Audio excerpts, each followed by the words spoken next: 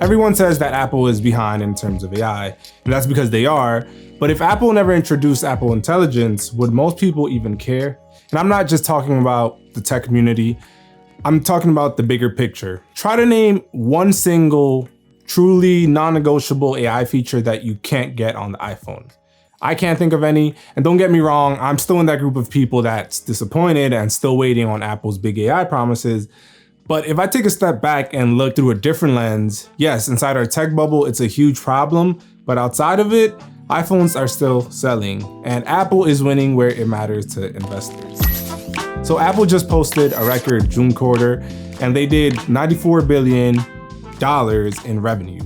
This is up 10% from the previous year, and Apple services just hit an all-time $27 billion in sales. So even with all the AI trouble that they're having, I mean, not trouble, they're actually behind, but the money is still coming in. And that's all that investors care about. So in other words, the headlines are saying trouble. And while that is true, the sales charts are saying otherwise, at least for now. And it's possible that tariffs played a role in why the sales increased so much, as people might have been trying to beat the price hikes, especially since the iPhone 17 Pro is rumored to, see a price increase. Now, I don't know, that's just a rumor. Anyways, despite the lack of AI features in the iPhone, even the ones that were promised and never came or just weren't good, especially compared to something like the Google Pixel or the Samsung Galaxy, or really any other Android out there, Apple's still selling without great AI features. And by the way, I'm not saying this year's models will or will not have more AI features, the upcoming models. I don't know, obviously, but what I want to focus on is, does it even matter? And of course, we in the tech community, like I said, want to see features that Apple promised, like a smarter Siri. But it seems like for most buyers, the non-negotiables are still the fundamentals like all-day battery life, smooth performance. The flashy AI stuff is helpful, but today you can get most of it through apps like ChatGPT or Gemini, and there's no platform switch required. As far as AI, there isn't a single must-have feature that iPhone users can't already get in some form. The most useful stuff lives in apps like ChatGPT, the Google Suite, or other apps, That's a simple download away, not an entire platform switch. Could that change in the future? For sure. Some AI features could become essential in the future. Maybe call screening that saves you time, live translation that's accurate enough for work, and assistants that do tasks across your apps without babysitting. But when those things become reliable, private, built-in, they'll go from cool features to essential. Maybe. But I'm sure there are people out there that use current AI features regularly, but it's also important to consider that these features don't become essential until they're widely known, that's simple, and on by default, and for the masses. It's like tap to pay. Once everyone knows it's there, or once everyone finally caught on, it just works everywhere. Everyone accepts it, and it becomes a habit. Many AI features now aren't everywhere and aren't obvious just yet. But for many people today, they're nice to have, but not deal breakers.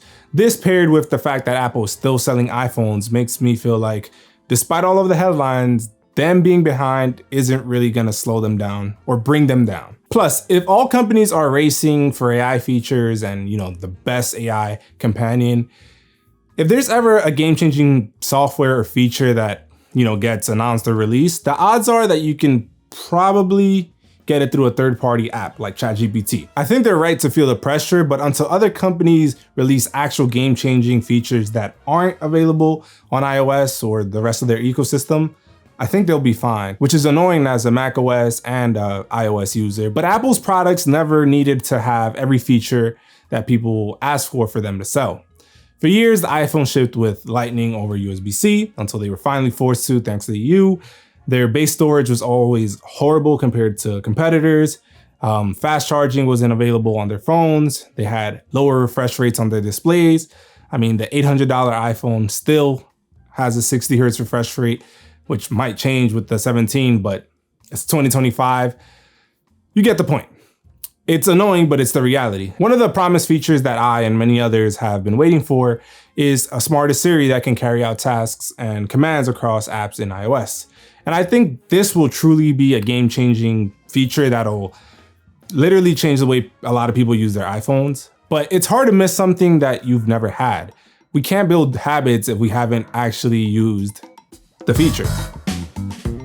Right now, Apple's still winning the game that they've always played. Sell products that people trust, keep the ecosystem sticky, and grow services like Apple Music, fitness, etc. That's been working for them, and they don't even have their foot in the AI race. But the game can change very fast. If assistants become habits that people rely on every day, and I don't just mean telling Siri or Gemini to set a timer or a reminder, I'm talking about true companions, like more complex things like scheduling meetings or making bookings on your behalf, stuff of that nature.